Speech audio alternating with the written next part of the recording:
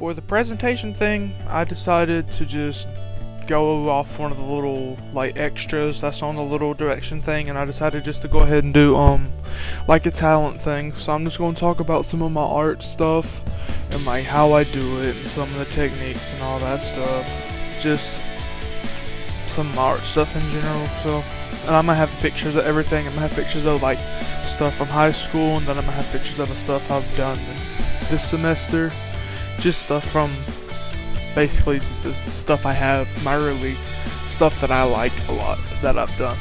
So basically, the main technique that you have to do, and it's not about if you can draw, it's more of being able to follow certain steps and like directions. Because if you make a grid and you make it right and you make it match your picture and you follow the grid,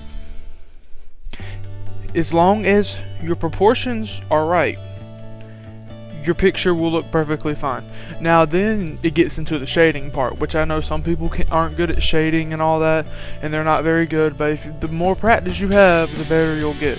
Now I'm just going to kind of explain how I do some of the stuff.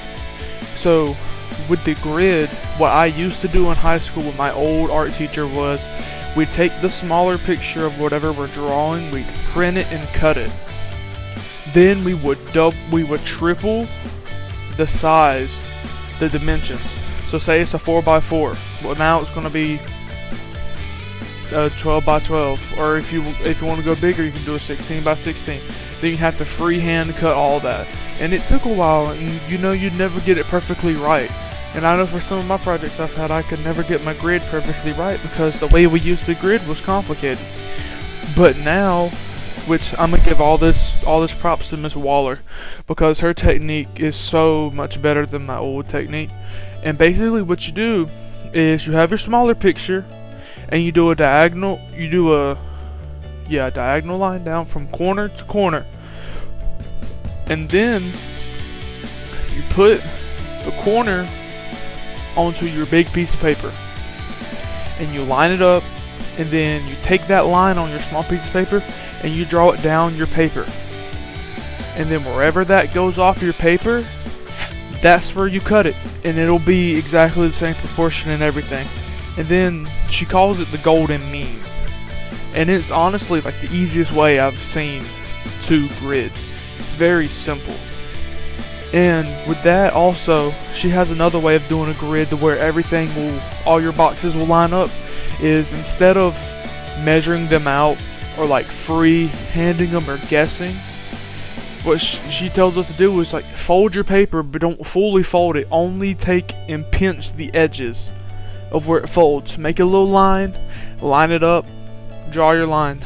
Do that on the whole thing. Do it on your small picture. And then do this thing called north, south, east, west, which is in each little box. You put lines, like directions, north, south, east, west. And that's basically all you do. And half the time when you're drawing, mostly everything will end up in between the middle of lines. The majority of the time. Which is kind of creepy, but I mean, hey, shoot, it's easier to draw stuff that way. I mean, there's other ways you can draw. You can freehand. I mean, I've done freehand, and I personally don't like freehand. Gridding is a lot easier, and it's more simple, and it helps. And also, while I'm talking about the art stuff, I might as well talk about shading too. But I'm just going to wrap it up with shading and all that. So basically, with shading, the best way to get good at shading, in my personal opinion, practice. Just practice and practice and practice. And the best pencils, honestly, if you ever look at pencils and you notice like there's like a HB, a 2H, and then there's like a normal B, there's like 2B, 4B, 6B, 8B. 6B and 8B are by far, if anyone is doing art, are the best pencils to use because they are the softest.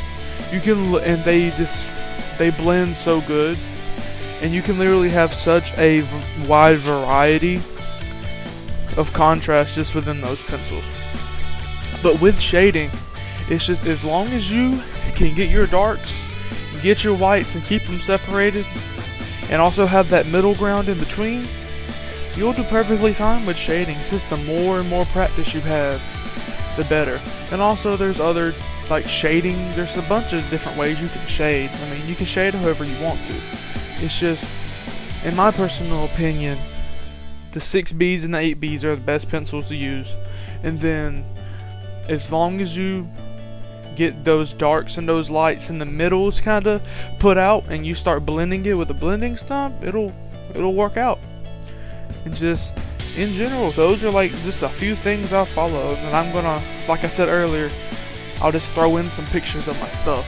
And that's about it really for most of the stuff I do for my art. That's about it.